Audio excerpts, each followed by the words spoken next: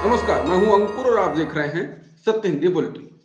एक नजर डाल लेते हैं अब तक की खबरों पर। लोकसभा चुनाव 2024 में विपक्षी एकता को लेकर कांग्रेस की ओर से अब महत्वपूर्ण बयान आया है। एनडीटीवी की रिपोर्ट के मुताबिक कांग्रेस की राजनीतिक मामलों की समिति के अध्यक्ष वीरप्पा मोइली ने कहा है कि पार्टी ममता बनर्जी, नीतीश कुमार और के चंद्रशेखर राव जैसे क्षेत्रीय दिग्गजों के साथ समझौता करना चाहती है। बता दें, कांग्रेस की ओर से यह बयान ऐसे समय आया है जब राहुल गांधी ने हाल ही में मेघालय में टीएमसी पर निशाना साधा था और कहा था कि टीएमसी बीजेपी की सहयोगी है, वो उनकी मदद करती है। इस बीच वीरप्पा मोइली ने कहा है कि हम मुद्दों को सुलझाएंगे और ममता बनर्जी, नीतीश कुमार और के चंद्रशेखर राव के साथ काम करेंगे। हमें गठबंधन का नेतृत्व करने की जरूरत है और हम एक साथ काम करेंगे और सुनिश्चित करेंगे कि सभी एक साथ आएं। कांग्रेस को मजबूत करने की जरूरत है और जब हम मजबूत होंगे तभी हम नेतृत्व कर सकते हैं। बता दें, विपक्षी एकता को लेकर नीतीश कुमार जैसे नेता बोल चुके हैं कि उनको इंतजार है कि कब कांग्रेस विपक्षी एकता को लेकर कदम उठाएगी। हालांकि कांग्रेस कह चुकी है कि वो अपनी भूमिका जानती है और 2024 में गठबंधन का नेतृत्व भी करेगी। कांग्रेस स्टीयरिंग कमेटी ने पार्टी अध्यक्ष को कांग्रेस वर्किंग कमेटी यानी CWC सदस्यों को नॉमिनेट करने का अधिकार दे दिया है। पार्टी के नेता जयराम रमेश ने आज कहा कि स्टीयरिंग कमेटी में खुलकर बातचीत हुई, सभी सदस्यों ने अपनी बात रखी। उन्होंने कहा कि सर्वसम्मति से स्टीयरिंग कमेटी ने यह तय किया है कि कांग्रेस अध्यक्ष को CWC सदस्यों को नॉमिनेट करने का अधिकार दिया जाए। इसका मतलब यह है कि अब CWC के लिए चुनाव नहीं होंगे। बताते हैं, भारतीय राष्ट्रीय कांग्रेस का 85वां पूर्ण अधिवेशन छत्तीसगढ़ में आज से शुरू हो गया। इसी दौरान स्टीयरिंग कमेटी की बैठक हुई। कांग्रेस सांसद राहुल गांधी, पार्टी की राष्ट्रीय महासचिव प्रियंका गांधी और सोनिया गांधी आज स्टीयरिंग कमेटी की बैठक में शामिल नहीं हुए। मीडिया रिपोर्टों में पार्टी नेताओं के हवाले से कहा गया था कि गांधी परिवार की अनुपस्थिति एक संकेत है कि संचालन समिति चुनाव कराने के खिलाफ फैसला करेगी और जब स्टीयरिंग कमेटी की बैठक संपन्न हुई तो कुछ ऐसा ही फैसला सामने आया। प्रधानमंत्री नरेंद्र मोदी ने आज चुनावी राज्य नागालैंड और मेघालय का दौरा किया है। यहाँ उन्होंने नागालैंड के दीमापुर में रैली को संबोधित किया। मोदी ने इस दौरान कांग्रेस पर निशाना साधते हुए कहा कि कांग्रेस ने नागालैंड की सरकार को रिमोट कंट्रोल से चलाया। दिल्ली से लेकर दीमापुर तक उन्होंने परिवारवाद को ही प्राथमिकता दे रखी थी, लेकिन हमारी सरकार ने पूरे नॉर्थ ईस्ट के लिए दिल्ली की सरकार की सोच को ही बदल दिया है। कांग्रेस ने पूर्वोत्तर को ATM माना हुआ था। सरकार का पैसा जनता तक नहीं बल्कि करप्ट पार्टियों की तिजोरी में पहुंचता था, लेकिन हम पूर्वोत्तर के 8 राज्यों को कांग्रेस की तरह ATM नहीं बल्कि अष्टलक्ष्मी मानते हैं। 27 फरवरी को होने जा रहे मेघालय विधानसभा चुनाव से पहले प्रधानमंत्री नरेंद्र मोदी ने रोड शो किया है। इस दौरान शिलोंग में चुनावी रैली को संबोधित करते हुए पीएम मोदी ने विरोधियों पर हमले किए। प्रधानमंत्री मोदी ने वंशवाद की राजनीति को लेकर हमला किया। प्रधानमंत्री ने कहा कि मेघालय को वंशवादी राजनीति से मुक्त होना चाहिए। दिल्ली ही नहीं, मेघालय में भी पारिवारिक पार्टियों ने अपनी तिजोरी भरने के लिए मेघालय को ATM में तब्दील कर दिया है। पीएम मोदी ने कहा कि कुछ लोग जिनको देश ने नकार दिया है, जो निराशा के गर्त में डूब चुके हैं, वो आजकल माला जपते हैं और कह रहे हैं कि मोदी तेरी कब्र खुदेगी। लेकिन देश कह रहा है, देश का कोना कोना कह रहा है, मोदी तेरा कमल खिलेगा।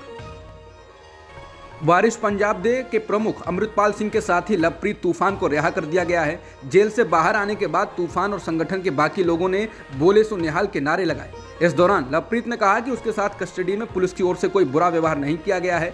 बता दें, लवप्रीत की गिरफ्तारी के विरोध में कल अमृतसर में उग्र विरोध प्रदर्शन हुआ था।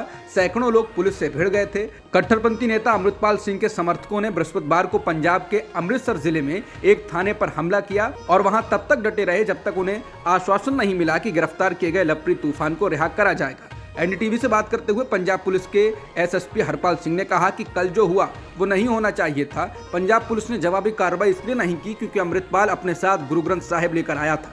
अगर हम जवाबी कार्रवाई करते तो बात बहुत बिगड़ जाती। हमने गुरु ग्रंथ साहिब का सम्मान किया। कल अपने साथ लवप्रीत को रिहा कराने के लिए अजनाला पुलिस थाने के घेराव के बाद अमृतपाल सिंह ने गृह मंत्री अमित शाह को खुली धमकी दी। अमृतपाल सिंह ने कहा कि अमित शाह ने कहा था कि खालिस्तान आंदोलन को नहीं बढ़ने देंगे। मैंने कहा था कि इंदिरा गांधी ने भी ऐसा ही किया था और अगर आप ऐसा करते हैं तो आपको भी नतीजे भुगतने होंगे। अगर गृह मंत्री हिंदू राष्ट्र की मांग करने वालों से यही कहते हैं तो मैं देखूंगा कि क्या वो पद पर बने रहते हैं। अमृतपाल सिंह ने टाइम्स नाउ से बातचीत में कहा कि आंदोलन शांतिपूर्ण तरीके से चल रहा है और ये तब तक शांतिपूर्वक रहेगा जब तक कि इसे दबाया नहीं जाएगा।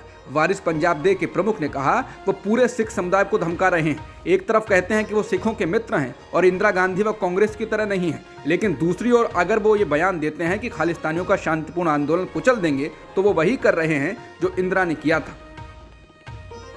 दिल्ली नगर निगम में आज स्थायी समिति के लिए चुनाव के दौरान फिर से पार्षदों के बीच मारपीट हुई। मेयर ने जैसे ही रिजल्ट अनाउंस करना शुरू किया, भाजपा के पार्षद उनकी तरफ तेजी से बढ़े। मेयर को पुलिस ने सुरक्षित निकाला। दोनों पार्टियों के पार्षदों के बीच जबरदस्त लात घूंसे चले हैं। यह हंगामा तब हुआ जब मतदान के दौरान एक वोट इनवैलिड पाया गया। इनवैलिड वोट को लेकर विवाद शुरू हुआ। भाजपा ने इनवैलिड वोट के बाद रिकाउंटिंग की मांग की तो मेयर ने कहा कि ऐसा नहीं किया जा सकता। इसके बाद बीजेपी और आम आदमी पार्टी पार्षदों के बीच झगड़ा शुरू हुआ। सदन में हंगामा होने लगा और भाजपा ने मेयर के खिलाफ नारेबाजी की।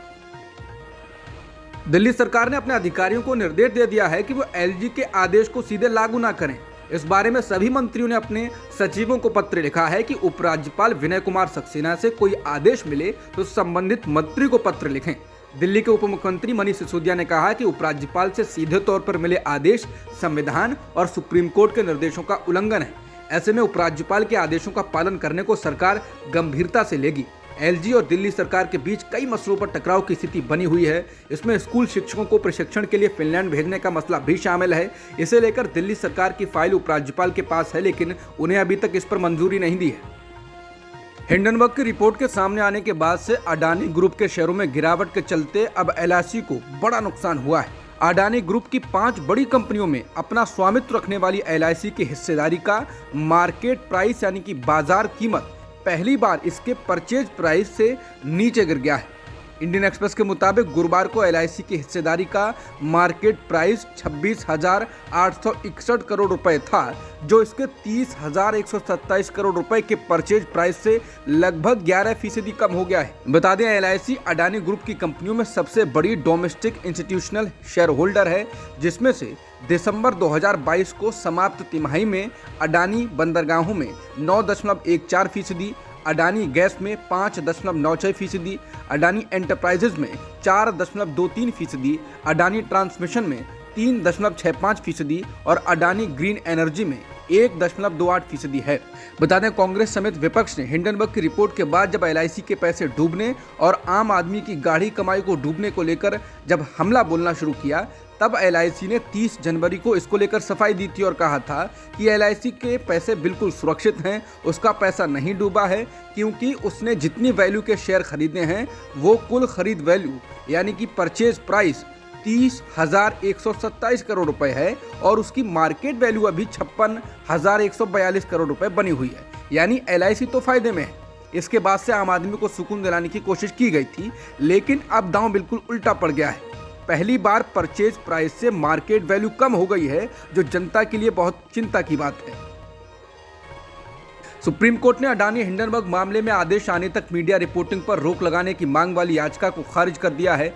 यह याचिका एडवोकेट एमएल शर्मा ने दायर की थी। इसके साथ ही कोर्ट ने यह साफ किया है कि वो इस मामले की जांच के लिए समिति के गठन को लेकर अपना फैसला सुरक्षित कर चुकी है और जल्द ही इस फैसले को सुनाया जाएगा।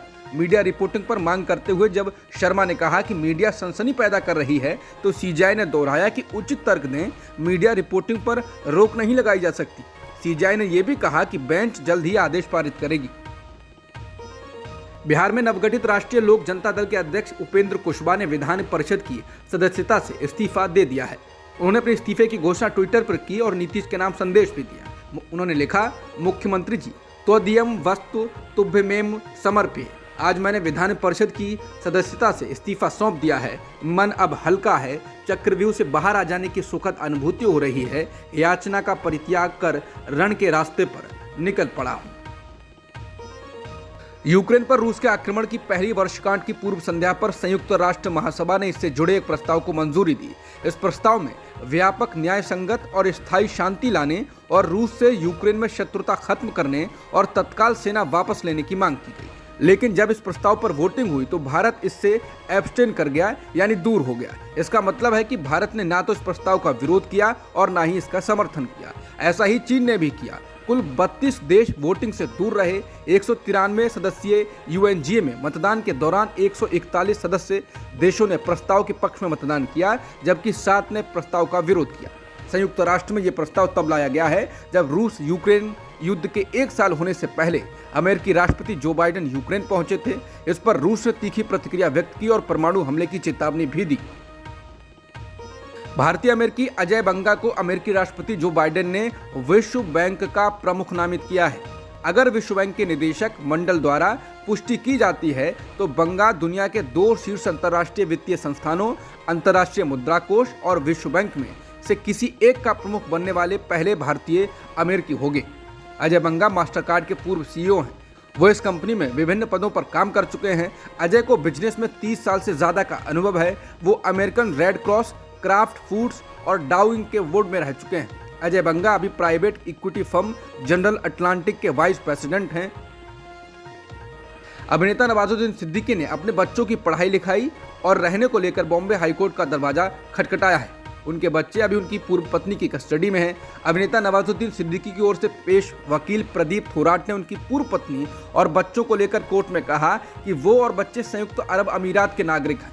बच्चे दुबई में स्कूल में पढ़ते थे, लेकिन वो पिछले साल भारत आई थी और अब बच्चे भी यहीं हैं, वो स्कूल नहीं जा रहे हैं। इस पर बेंच ने पूछा, क्या ये कोई वैवाहिक विवाद है?